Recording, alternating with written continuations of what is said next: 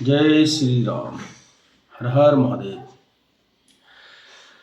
माया के गणों से मोहग्रस्त होने पर अज्ञानी पुरुष पूर्णतः भौतिक कार्यों में संलग्न रहकर उनमें आसक्त हो जाते हैं। यद्यपि उनके ये कार्य उनमें ज्ञान भाव के कारण अधम होते हैं, किंतु ज्ञानी को चाहिए कि उन्हें विचलित ना करे।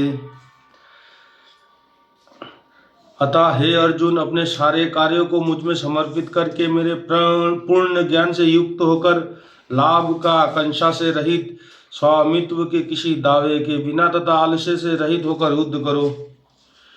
जो व्यक्ति मेरे आदेशों के अनुसार अपना कर्तव्य करते रहते हैं और ईर्ष्या रहित होकर इस उपदेश का श्रद्धा पूर्वक पालन करते हैं, वे सकाम कर्मों के बंधन से मुक्त हो जाते हैं।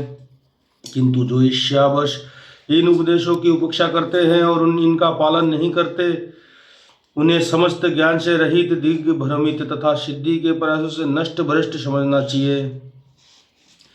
ज्ञानी पुरुष भी अपनी प्रकृति के अनुसार कार्य करते हैं, क्योंकि सभी प्राणी तीनों गुणों से प्राप्त अपनी प्रकृति का ही अनुसरण करते हैं। भला दमन से क्या हो सकता है?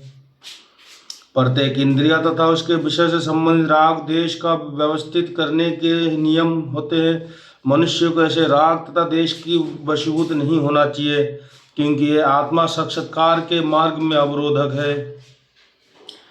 अपने नियत कर्मों को दोषपूर्ण ढंग से संपन्न करना भी अन्य के कर्मों की भली भांति करने से श्रेष्ठकार है। स्वयं कर्मों को करते हुए मरना पराये कर्मों में प्रवृत्त होने का अपेक्षा श्रेष्ठतर है, क्योंकि अन्य किसी के मार्ग के अनुसरण भयावह होता है।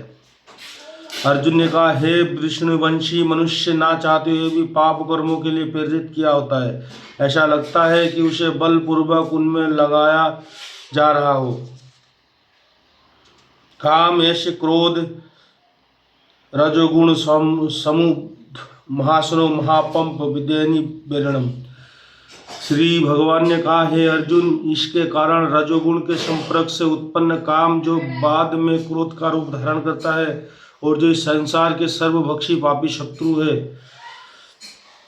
जिस प्रकार अग्नि धुएं से, दर्पण धूल से अथवा भ्रूण गर्भाशय से अर्पित रहता है, उसी प्रकार जीवात्मा इस काम का भिन्न मात्राओं से आवृत रहता है।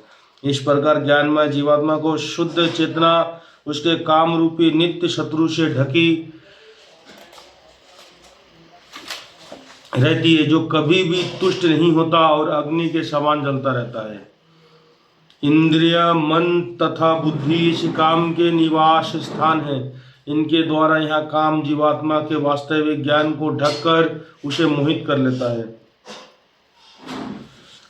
इसलिए हे भरतवंशियों में श्रेष्ठ अर्जुन, प्रारंभ में ही इंद्रियों को वश में करके इस पाप के महान प्रतीक काम को दमन करो और ज्ञान तथा आत्मा साक्षात्कार के लिए इस विनाशकर्ता को वध करो। भगवान ने अर्जुन को प्रारंभ से ही इंद्रिय संयम करने का उपदेश दिए, जिससे वह सबसे पापी शत्रु काम का दमन कर सके, जो आत्मा साक्षात्कार तथा आत्मज्ञान की उत्कंठा को विनष्ट करने वाला है। ज्ञान का अर्थ है आत्म तथा अनात्म के भेद का बोध, अर्थात यहाँ ज्ञान की आत्मा शरीर नहीं है।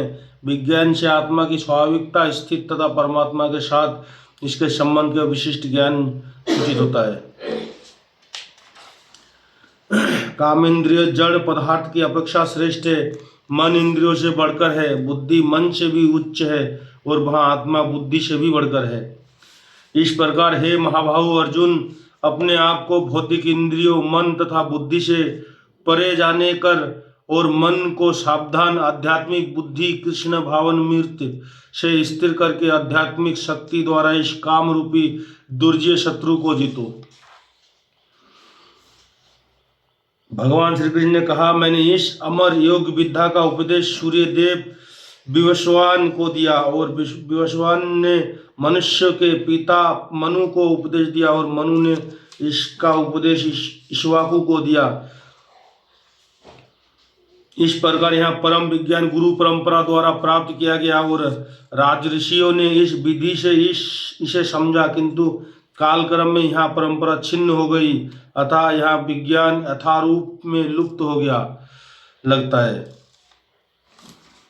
आज मेरे द्वारा वही यहाँ प्राचीन योग यानी परमेश्वर के साथ अपने संबंध का विज्ञान तुमसे कहा जा रहा है, क्योंकि तुम मेरे भक्त तथा मित्र हो, अतः तुम इस विज्ञान के दिव्य रहस्य को समझ सकते हो।